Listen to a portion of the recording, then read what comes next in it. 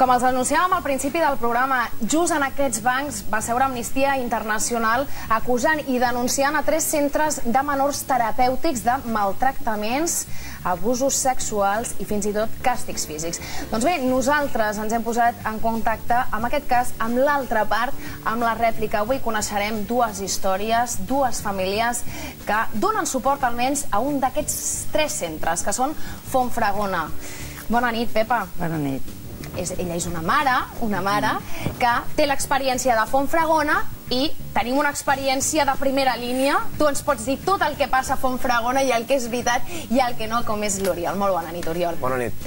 Comencem per tu, Pepa, si et sembla bé. Comencem pel principi, perquè la nostra intenció era donar l'altra cara dels fets, l'altra cara d'aquestes acusacions tan greus per una altra banda, i just també es va fer un reportatge en una altra cadena de televisió privada, doncs donant una mica a conèixer aquests maltractaments, aquests abusos en un centre de menor de Fontfragona. Tot i així, anem a recapitular i sobretot en la teva història, perquè tu realment amb la teva història no t'has trobat en un centre de menor on s'estiguin violant els drets dels menors, sinó t'has trobat amb una manca d'infraestructures, amb una manca de recursos econòmics i amb una llei del menor que l'únic que ha fet en el teu cas i en moltes altres famílies és impedir que el teu fill es salvés, en definitiva. Pepa, comencem pel principi. Sí. Comencem pel principi. Sí, doncs és així. Quan tens un problema d'aquestes característiques et sents absolutament desemparat. No hi ha centres, costa molt localitzar algú que t'ajudi. Pepa, quin era el teu problema?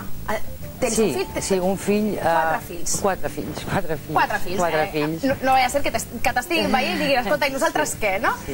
4 fills. I un d'ells va començar a tenir problemes. Quins problemes tenia? Sí, doncs agressivitat, va començar el consum de drogues. Quin consum de drogues? De què estem parlant? Al començament de cannabis. Va acabar amb una... era politoxicòman, o sigui, alcohol, tot tipus de drogues. Quina edat estem parlant? No, del cannabis en 14 anys. En 14 anys va començar el seu consum. I aleshores li va canviar completament el seu caràcter.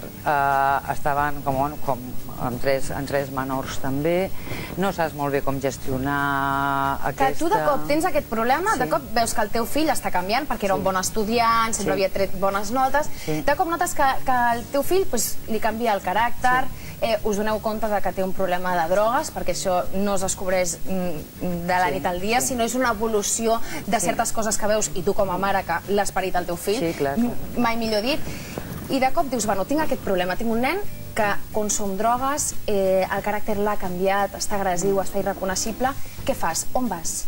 A qui acudeixes? Aquest és el primer problema, o sigui, és que no saps, no tens cap tipus d'experiència. Tu no ets un professional per poder...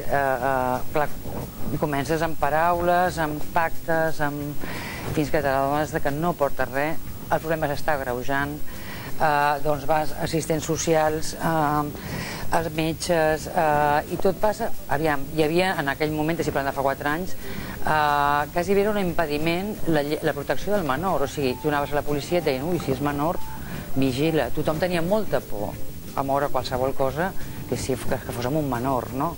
Però per què? Perquè tu a casa teva tens un menor que té un problema, la solució està en l'ingrés d'un centre. No el pots obligar? No el pots obligar. No el pots obligar. En absolut, no pots obligar. Si té que passar, doncs, sobretot, sempre remeteix a que un jutge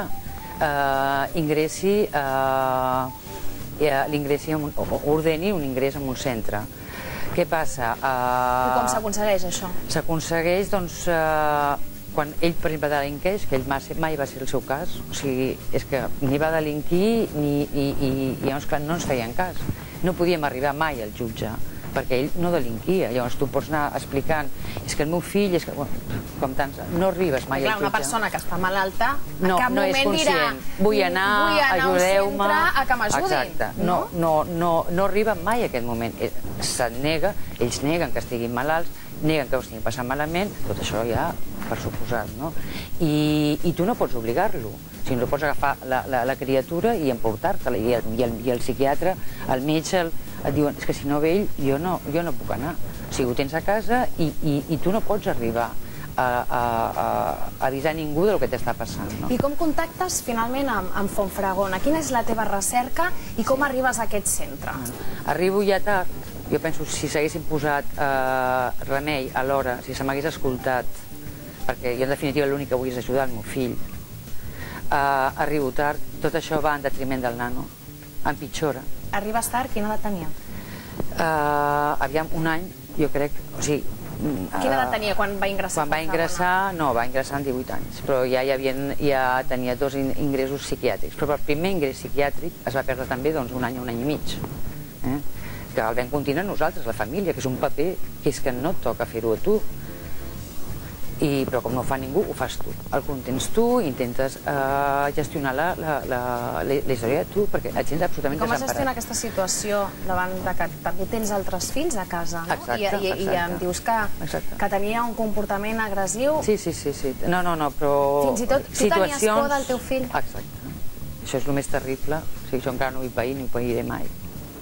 Bueno, sí, penses que és una persona que està malalta. Però com a mare, jo amb un fill malalt el tinc que ajudar. I aquesta està la meva lluita sempre. O sigui, la meva lluita és dir, però és que si jo l'únic que pretenc és ajudar-lo i no m'esteu deixant, i no m'esteu obrint cap porta, que vingui, jo no tinc cap por en parlar amb un jutge, amb un metge, amb qui sigui, jo no tinc res que amagar, jo el que vull és ajudar el meu fill. I no em van deixar ajudar-lo. Tu, Oriol, vas estar ingressat en aquest centre de menors, en aquest centre de menors Fontfragona, i per començar, Oriol, a mi m'agradaria saber, totes aquestes acusacions de maltractaments, d'abusos, de càstigs físics, tu has estat dins? 2 anys has estat ingressat, que quan tu escoltaves totes aquestes acusacions, tu què en pensaves? Doncs el primer programa que em va fer sobre Fontfragona, jo encara estava intern al centre. I realment, estàvem tots... Jo estava aquell dia servint el menjar per tot el grup i ens van cridar i van dir veniu aquí a la sala de televisió que teniu que mirar una cosa, no? I vam ficar aquest programa. Aleshores, com us vau quedar tots? Tothom es va quedar de pedra, no? Perquè estan parlant de nosaltres i a nosaltres no ens havia preguntat ningú. Aleshores, i clar, també hi ha gent que allà cuida molt la imatge, que la seva família no vol que sàpiga que el seu fill està dins d'aquest centre, que està a un col·legi... En cap cas, tu creus i saps i has viscut que és una situació molt difícil, un centre d'aquest tipus, són persones conflictives o persones que tenen molts problemes, però en cap cas hi ha un maltractament físic? Jo he estat allà 2 anys, 24 mesos, i a mi mai m'han posat la mà a sobre per res, no? Sí que hi ha gent que...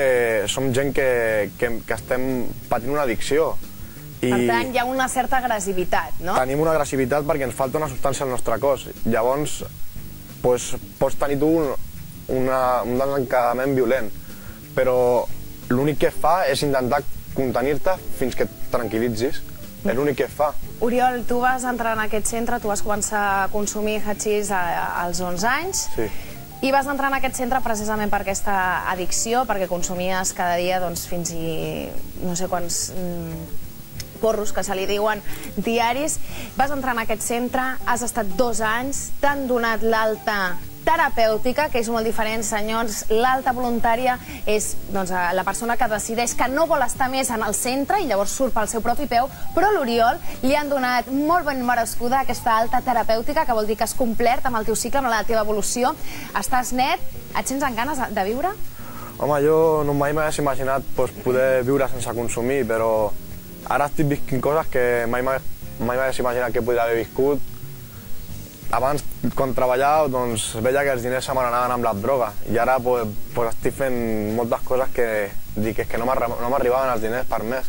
Dones les gràcies, m'imagino, a la teva família, a la teva mare, que et va enganyar, de fet, per ingressar en aquest centre, perquè no et podia obligar, llavors va dir, l'enganyo, vas caure en aquesta mentida, però li agraeixes? Home, jo al principi estava enfadat amb ella, però jo, quan anàvem pel camí, ella em va fer-li prometre que mai li tiraria en cara. I jo li vaig prometre que no li he tirat mai en cara, però em vaig enfadar molt, però ara li dono les gràcies per haver-me tornat a parir.